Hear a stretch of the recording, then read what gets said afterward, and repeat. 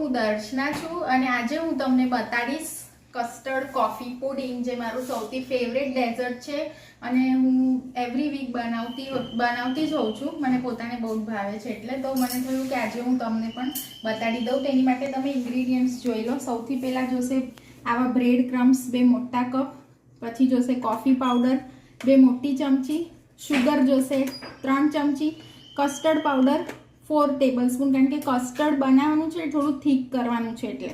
પછી આવી રીતે જોશે ચોકલેટના ચંક્સ, કોઈ પણ ચોકલેટના ચંક્સ. મેં અમૂલ ડાર્ક ચોકલેટ લીધી છે. તમારી પાસે જે ચોકલેટ અવેલેબલ હોય ને એના તમે આવા મોટા પીસીસ કરી લેજો.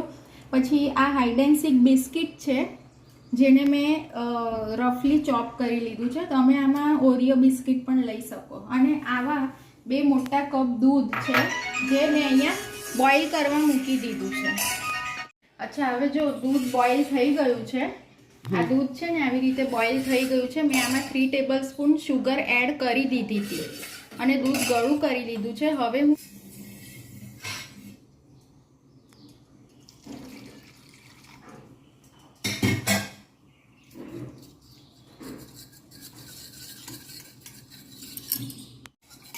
બસ આવી રીતે એક પણ લમ્સ નથી અંદર. અને હવે લો ફ્લેમ ઉપર હું આ કસ્ટર્ડની સ્લરી આ દૂધમાં એડ કરી દઉં છું.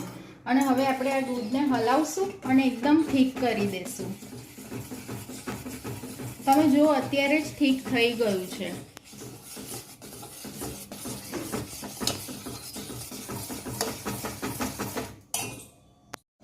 હવે તમે જોઈ લો, આ કસ્ટર્ડ આખું રેડી થઈ ગયું છે. તો હું ફ્લેમ ઓફ કરી દઉં છું અને હવે આપણે આને રૂમ ટેમ્પરેચર પર આવવા દેશું અને પછી આખું ડેઝર્ટ એસેમ્બલ કરી દેશું. હેલો, અચ્છા, તો હવે આપણે 5-10 મિનિટ રાહ જોઈ લીધી અને આ કસ્ટર્ડ રૂમ ટેમ્પરેચર પર આવી ગયું છે. ઠીક છે. હવે આ છે મારા ડેઝર્ટના 2 વાટકા, જેમાં હું ડેઝર્ટ સેટ કરવાની છું.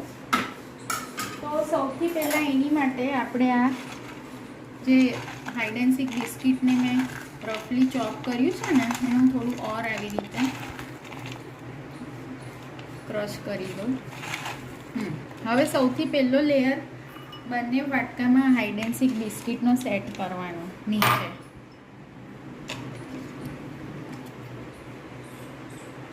હવે આ 2 layer, first layer hide and seek બિસ્કિટનું મેં સેટ કરી દીધું. એના ઉપર આપણે હવે થોડું આ દૂધ સ્પ્રિંકલ કરવાનું.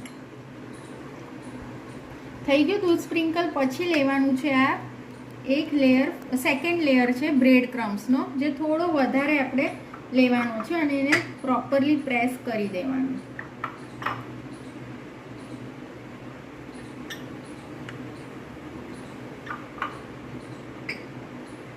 પછી પાછું એને થોડું દૂધ સ્પ્રિંકલ કરવાનું બેવમાં.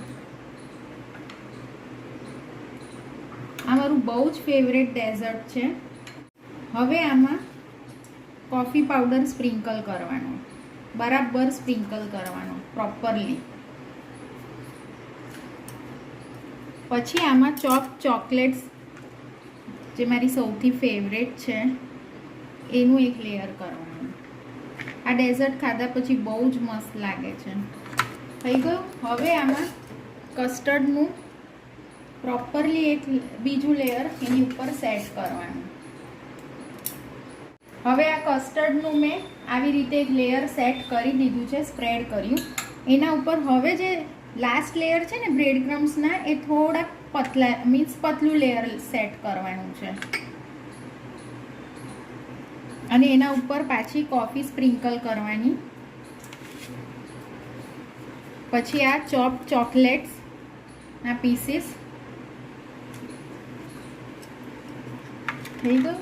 અને હવે એના ઉપર આપણે આ કસ્ટર્ડ પાછું સ્પ્રેડ કરી દઈશું. તો હવે તમે જોઈ શકો છો કે મેં કસ્ટર્ડનું સેકન્ડ લેયર આવી રીતે સ્પ્રેડ કરી દીધું છે. અને લાસ્ટલી આપણે એની ઉપર સ્પ્રિંકલ કરશું આ કોફી પાવડર, જે બહુ જ અમેઝિંગ લાગે છે. આ ડેઝર્ટ બહુ જ અમેઝિંગ છે. લગભગ તો આને દર 2-3 દિવસે ખાઉં છું. અને એની ઉપર આપણે આવી રીતે આખી આલમંડ્સ ગોઠવી દેવાની.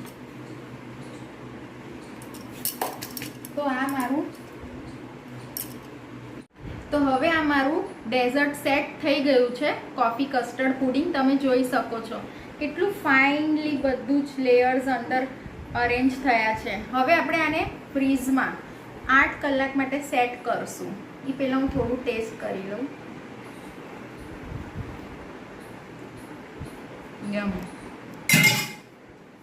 બસ હવે ચલો આને કવર કરી દઉં છું.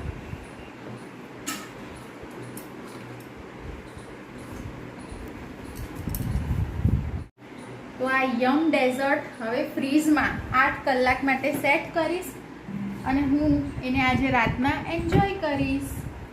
By, have a nice day. Please do make this dessert. It's really very easy, very delicious, very yum and my favourite.